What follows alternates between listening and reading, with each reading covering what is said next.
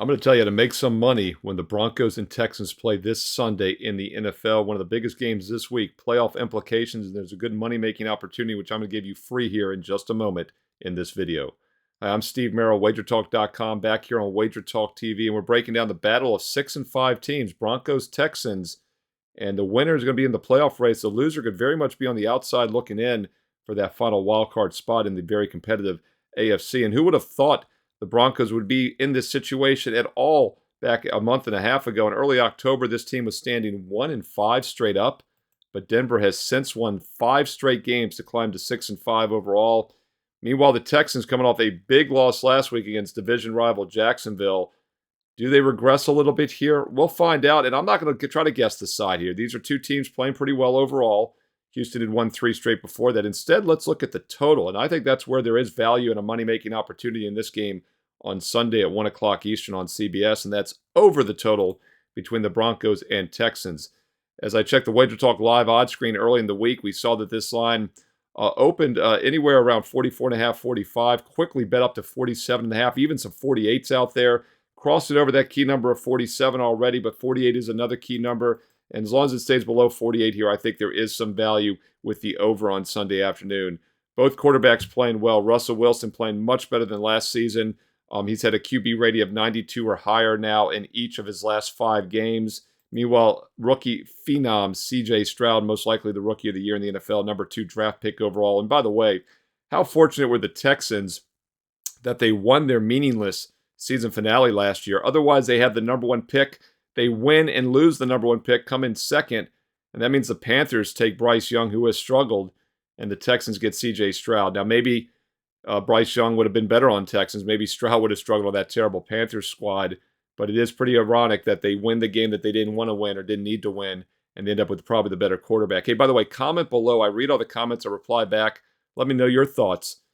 If Stroud had gone to the Panthers, would Carolina be better? Would Frank Reich still have his head coaching job after just halfway through the season being fired this week? It's a very interesting thing to think about here and how fortunate, how much luck is involved sometimes with these franchises. But once again, comment below. Let me know your thoughts on that. And also who else you like in this week 13 of the NFL. But I like the over in this game. Let's get back to the quarterbacks. I mentioned Wilson playing well. C.J. Stroud playing well also. He's had a QB rating of in the 80s or higher basically in every game this season. In fact, only once this season, and that was way back in the season opener against a strong Ravens pass defense, has he not had a QB rating of 82 or higher, and on the year a 100.8 as a rookie, 19 touchdowns, only 5 interceptions, and 3 of those 5 picks, of course, came against the Cardinals a couple weeks ago. He's been just lights out, and I do think he'll have success against a Denver defense that, yes, has played better over the past month or so, but let's not forget, they gave up 70 points to the Dolphins back in September. This is still a shaky defense, in my opinion, and the Texans are also a shaky defense. I talked about this last week in some preview videos here on Wager Talk TV, and the Houston Texans giving up 7.3 yards per pass this year against teams that average just 6.2. Denver's not averaging much better than that, but I do think Wilson's in better current form than his overall seasonal numbers indicate. And I look for both quarterbacks to have success throwing the ball against subpar pass defenses, and that should lead to an over this week between the Broncos and Texans. Take a look at over 47 to 47.5, Denver, Houston, 1 o'clock Eastern on CBS Sunday afternoon. Hey, not only do I read the comments below, but I reply back, so comment, but be sure to give this video a thumbs up, a like, and hit subscribe and hit the bell for instant alerts so you know when my college football top 25 video is posted later this week. My NFL Fade the Public video is posted this Saturday. And don't forget, if you'd like to get my personal best bets, strong Friday night college football best bet, load it right now. An advanced NFL over-under best bet for Sunday, load it right now. Huge Saturday and college football conference championship games. By the way, speaking of Sunday NFL, 7-1 the last 2 Sundays on my best bets. You don't want to miss out.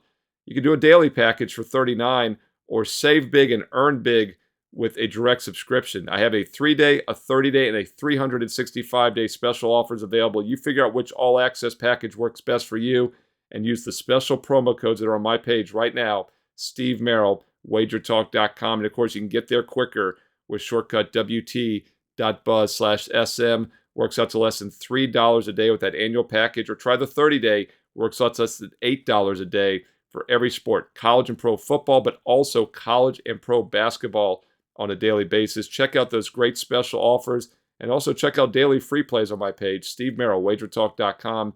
Get there quicker, wt.buzz/SM. Follow me on Twitter as well for free plays and videos every day at Steve Merrill, 2 R's, 1 L, at Steve Merrill on Twitter. And also post free plays on Instagram. Follow me there along with Wager Talk. And stay tuned right here on Wager Talk TV for more great college and pro football preview videos coming up next.